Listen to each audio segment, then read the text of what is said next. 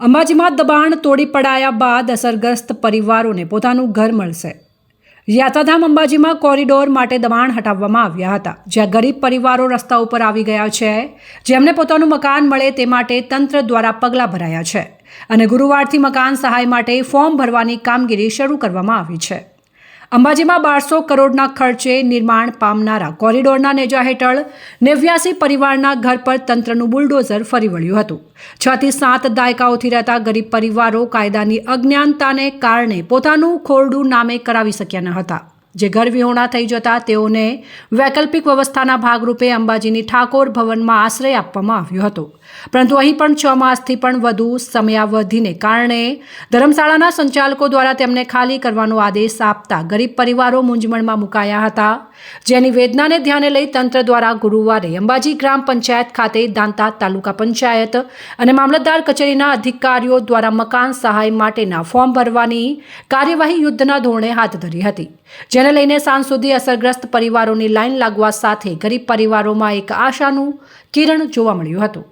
અંબાજી ખાતે જે પહેલાં મકાન 89 મકાનો તૂટેલા હતા, જેમાંથી વિચરતા સમુદાય સમર્થન મત અને સરકારના સહયોગથી એ લોકોને અત્યારે 62 જેટલા પરિવારોને આપણે મકાન પ્રોવાઈડ કરી રહ્યા છીએ, જેની સંપૂર્ણ પ્રક્રિયા અત્યારે ચાલુ છે।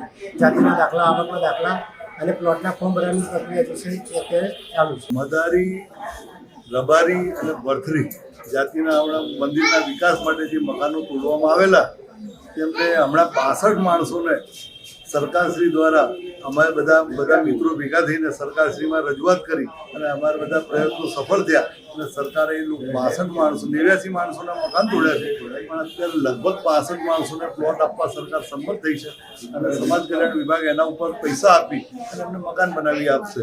અમે સરકારનો પણ ખૂબ આભાર માનીએ છીએ અને આમનું કામ સફળ થયું એમાં બી અમે ખૂબ રાજી છીએ। ફોરમની કામગીરી ચાલુ છે। ફોર્મ ભરે અત્યારે આજે ફોર્મની કામગીરી ચાલુ છે, બધાના ફોર્મ ભરાઈ જાય અને મહિના 2 મહિનામાં આ લોકોને મકાન પ્લોટ એવું જે પણ મળશે એ બધું મળી જશે। હાલ રબર કોરિડોરમાં જે 89 મકાનો તૂટ્યા હતા, એમના માટે હું દિલીપભાઈ અગ્રવાલ અને બીજા મારા મિત્રો એમના માટે મકાન મળે અને એમને પ્લોટ ને મકાન મળે પ્રધાનમંત્રી આવાસ, એના માટે અમે પ્રયત્નો કરી રહ્યા હતા। આજે છેવટે અમે સરકારનો આભાર માનીએ છીએ કે એમને હાલ પૂરતા વિચરતી જાતિના ભરતરી અને મદારી સમાજના લોકોને પ્લોટ ફાળવી આપ્યા છે અને તેની પર પ્રધાનમંત્રી આવાસ યોજના હેઠળ મકાન બનાવી આપવામાં આવશે એવી ખાતરી આપી છે। એ બાબતે અમે સરકારશ્રીનો ખૂબ આભાર માનીએ છીએ અને અમારા મિત્રો જે સાથે રહ્યા અમે અમારી એમનો પણ અમે આભાર માનીએ છીએ। તેમના જેટલા ઘર મકાન તૂટવામાં આવે તેમના ફોર્મ ભરવામાં આવી રહ્યા છે। હા, અમે જે બી મકાન એમના તૂટ્યા છે એ લગભગ 62 જણાના અત્યારે ફોર્મ ભરાઈ રહ્યા છે અને 62 જણાને કુંભારિયાના સર્વે નંબર 136માં પ્લોટ આપવામાં આવી રહ્યા છે અને એક પ્લોટ ઉપર મકાન બનાવીમાં આપણે એવી ખાતરી આપી છે।